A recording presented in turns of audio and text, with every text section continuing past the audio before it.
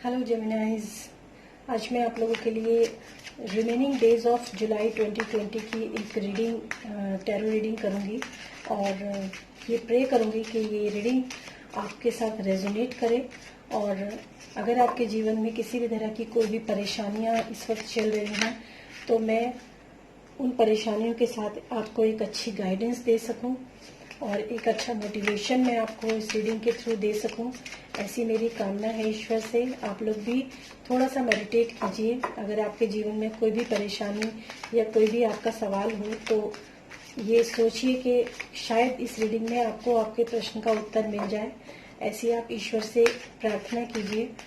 और चलिए देखते हैं जेमिनाइज remaining days of July 2020 Tarot reading for Gemini's remaining days of July 2020. Tarot reading for Gemini's remaining days of July 2020. देखते हैं आपके लिए क्या रीडिंग निकल कर आती है। एक कार्ड निकल चुका है और दूसरा भी आपके लिए कार्ड निकल कर है। वाह, वेरी गुड। और आपके ये इनके क्लैरिफिकेशन के लिए कार्ड जो है वो मैंने निकाला है और बॉटम ऑफ द डेक आपका कार्ड आया है द मून कार्ड। और चलिए शुरू करते हैं आपकी रीडिंग। और आपकी रीडिंग में कौन कौन सी चीज़ें हैं जो इस वक्त निकल कर आई हैं, उन सब चीज़ों के लिए आपके लिए मैं स्टार्ट करती हूँ। जेमिनाइज, आप लोगों के लिए सबसे पहले ये है आपका रिसेंट पास्ट की एनर्जी है जो कि 4 ऑफ पेंटिकल्स की एनर्जी है। अगर मैं ये दोनों ही इसके क्लैरिफिकेशन के लिए जो कार्ड निकला है वो भी नाइट ऑफ पेंटिकल्स का ही कार्ड निकला है। और ये दोनों कार्ड्स जो हैं अपने आप में, तो पहला कार्ड जो आपके लिए आया है वो है 4 ऑफ पेंटिकल्स का कार्ड जो कि मनी और पावर को डिनोट करता है। अगर हम करियर या फाइनेंस की बात करें तो ये कार्ड शो करता है ये रिसेंट पास्ट की आपकी एनर्जी हो सकती है या इस समय पर कोई प्रेजेंट की जो एनर्जी है वो भी ये हो सकती है। तो ये कार्ड जो है वो रिप्रेजेंट करता है कि आपके पास जो है या तो आपके पास पैसा जो है वो सफिशिएंट है इस समय के लिए, या फिर आप उसको कमाने के लिए, पैसे को अर्न करने के लिए जहां पर भी आप रहते हैं वहां से आपको थोड़ा दूर या डिस्टेंस मेंटेन करनी पड़ सकती है। हो सकता है ट्रैवलिंग आपको करनी पड़े या फिर कहीं दूसरी जगह रहकर ही आपको अपने लिए जो है पैसे को कमाना पड़े। और इस समय पर अगर मैं इस एनर्जी को देखूं तो इस समय पर कुछ ऐसी एनर्जी है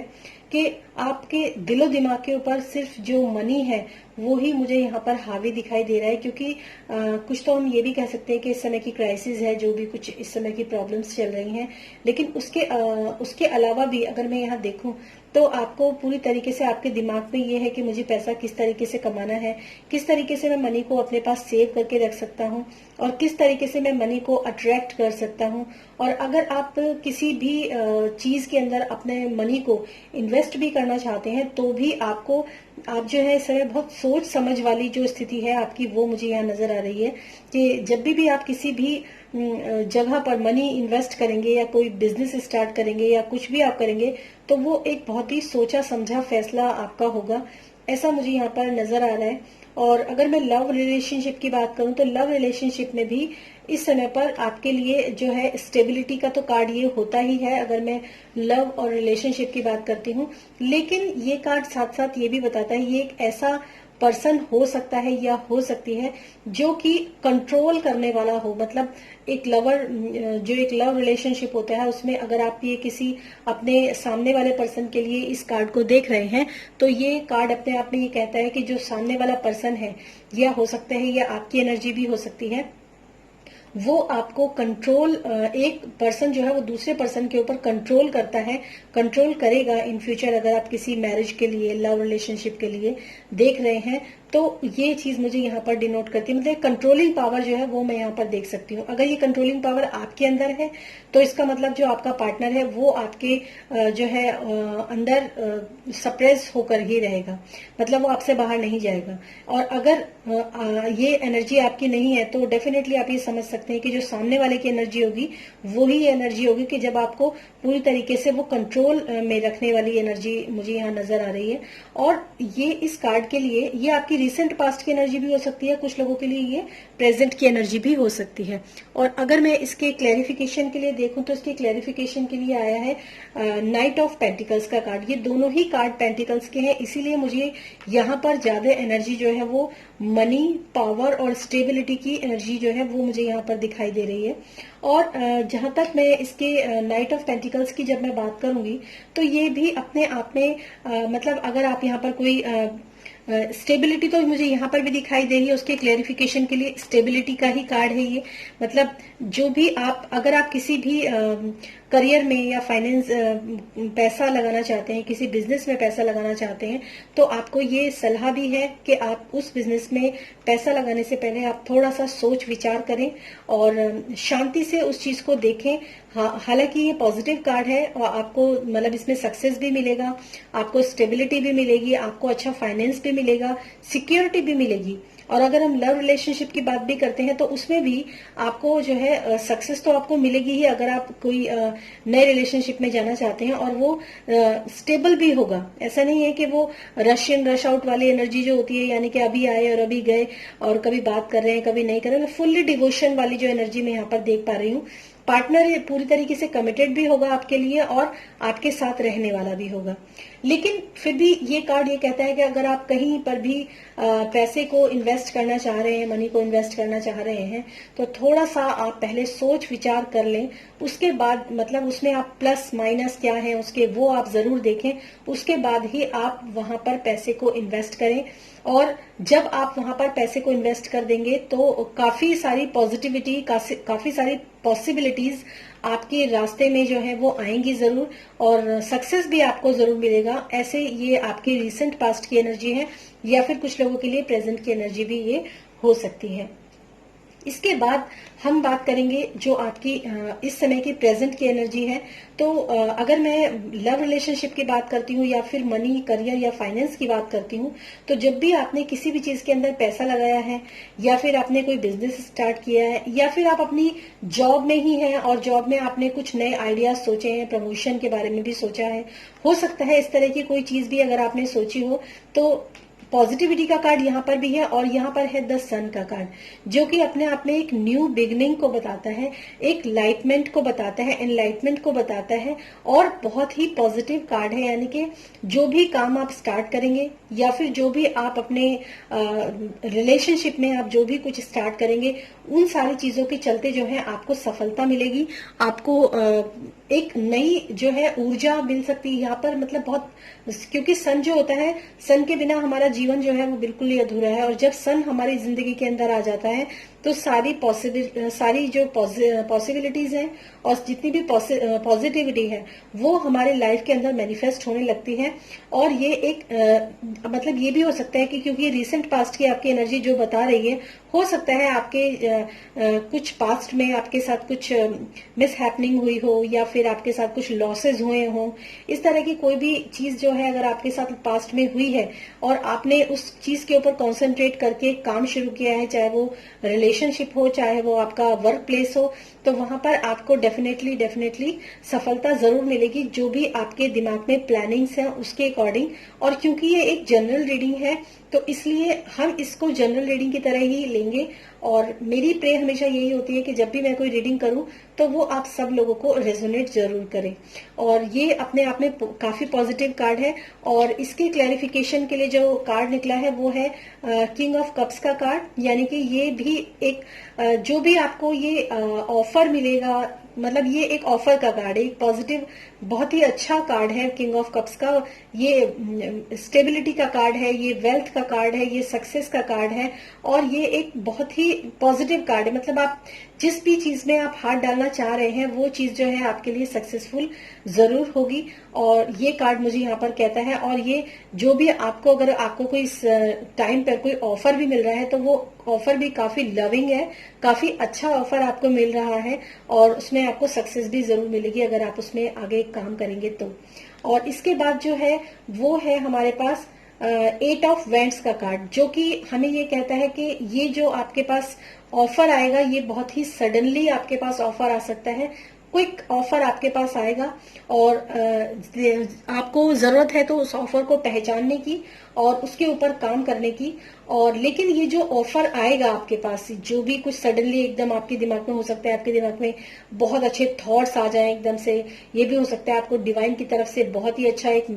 आपको कहते हैं कि हमें मुझे ये इंट्यूशन हुई कि मुझे ये काम करना चाहिए, या मुझे ऐसी कोई इंट्यूशन हुई है कि मुझे इस प्रोजेक्ट के ऊपर काम करना चाहिए, क्यों ना मैं ये काम करूं, इस तरह की भी पॉसिबिलिटीज हो सकती हैं। तो अगर आपके माइंड में कोई इमीडिएटली कोई थॉट्स आते हैं, या फिर कोई ऐसा कम्युनिकेशन आपके कानों में आता है जैसे कि आप ये काम कर सकते हैं, ये काम आपके लिए काफी सक्सेसफुल होगा, तो डेफिनेटली सक्सेस तो खैर मैं यहाँ पर देख ही पा रही हूँ, लेकिन इसके साथ जो इसकी क्लेरिफिकेशन के लिए कार्ड आया है वो पेज ऑफ पेंटिकल्स का कार्ड। ये भी एक न्यू बिगनिंग को ही बताता है, यानी कि यहाँ पर एक ऐसी स्थिति आपकी आएगी कि आपके पास जो भी है वो आप उसमें संतुष्ट रहेंगे, आप जो भी आपके पास होगा वो आपके लिए पर्याप्त होगा। ऐसी आपके अंदर से फीलिंग्स भी इन सारी ये जो चीजें मैं बता रही हूँ, जो भी आपके लिए रीडिंग निकल के आई है, उसमें आपको एक सेटिस्फेक्शन जरूर मिलेगा कि मेरे पास जो भी कुछ है, या मैंने जो भी कुछ कमाया है, या जो भी कुछ मुझे मिल रहा है, उससे आप काफी संतुष्ट होंगे। और आगे की खोज के लिए भी आप थोड़ा सा जो है न्यू एडवेंचर के लिए, नई पॉसिबिलिटीज के लिए, नई स्टेबिलिटी के लिए, और भी मतलब थोड़ा सा आपके दिमाग में बहुत सारी चीजें जो हैं वो चल सकती हैं। लेकिन फिर भी आप अपनी जो भी आपने पीछे पास्ट में जो भी आपने काम किया है, क्योंकि पीछे के कार्ड सारे पॉजिटिव हैं, और ये भी अपने आप में बताता है कि जो भी आपके पास है, वो कहते हैं ना कि जो प्राप्त है पर्याप्त है। अगर आपके अंदर ये एक स्टेटमेंट जो है वो आ जाता है, आपके अंदर ये चीजें, आप इस चीज को अपने अंदर उतार लेते हैं, समझ जाते हैं, तो जीवन में कभी भी कोई भी इंसान दुखी रह ही नहीं सकता, क्योंकि जो प्राप्त है वो पर्याप्त है, जो आपके पास है आप उसमें खुश हैं। ये कार्ड यही डिनोट करता है। तो जेमिनाइज आपके लिए काफी अच्छी रीडिंग है। और जो इसके बॉटम ऑफ द डेक में जो कार्ड आया है वो द मून का कार्ड है, लेकिन ये कार्ड आपको, जो बॉटम ऑफ द डेक है, आपको थोड़ा सा अपने जो इमोशंस हैं, ये सारी जो चीजें हैं आप जब करेंगे, ये सारी की सारी चीजें जब आप किसी भी बिजनेस या फाइनेंस के ऊपर पैसा लगाएंगे, या फिर आप किसी अगर मैं लव रिलेशनशिप की बात भी करूं तो उसके लिए भी ये काफी पॉजिटिव कार्ड्स हैं। अगर आप यहाँ पर भी करते हैं ये काम, अगर मैं लव रिलेशनशिप की बात करती हूँ तो उसमें भी जो आपके लिए जो पार्टनर आपने जो चुना है, या फिर जो पार्टनर जिसकी आप वेट कर रहे हैं, या कोई ऐसा पार्टनर अगर आपकी लाइफ के अंदर आ जाता है, तो एक चीज मैं आपको बता देती हूँ, हालांकि वो एक संतुष्ट पार्टनर होगा, मतलब स्टेबल भी होगा, संतुष्ट भी होगा, सब कुछ अच्छा होगा, लेकिन फिर भी एक टीनेजर जैसी एनर्जी उसके अंदर हो सकती है, मतलब अभी जैसे मेच्योरिटी जो है वो उसके अंदर थोड़ी सी मिसिंग रहेगी। और इन सब चीजों के ऊपर काम करते हुए आपके लिए जो मैसेज है वो ये है कि आपको बहुत ज्यादा अपने इमोशंस के ऊपर जो है वो कंट्रोल रखना है। और जब भी इमोशंस आ जाते हैं, कई बार हमारे इमोशंस गड़बड़ हो जाते हैं, तो हमारी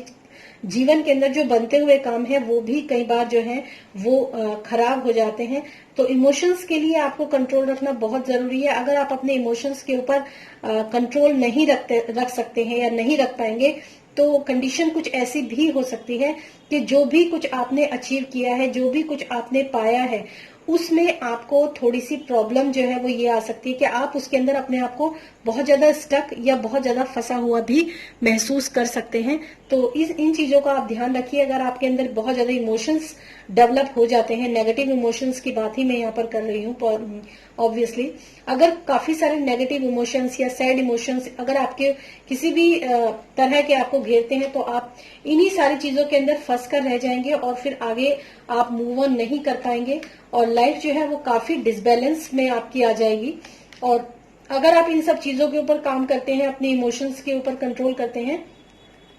तो ये जो जितनी भी आपको ये चीजें मैंने बताई, ये सारी चीजें जो हैं ये अपने आप में कंप्लीशन की तरफ जाती हैं। मतलब जो भी आप चाहे लव रिलेशनशिप की बात करें, या फिर आप करियर या फाइनेंस की बात करें, तो ये अपने आप में आपको एक कंप्लीट जो है, कंप्लीटनेस का जो एहसास है वो आपको जरूर होगा जेमिनाइज। तो ये आपके लिए रीडिंग निकल कर आई है, काफी अच्छी रीडिंग मुझे लगी। और कई बार जो है मैं रीडिंग करती हूँ तो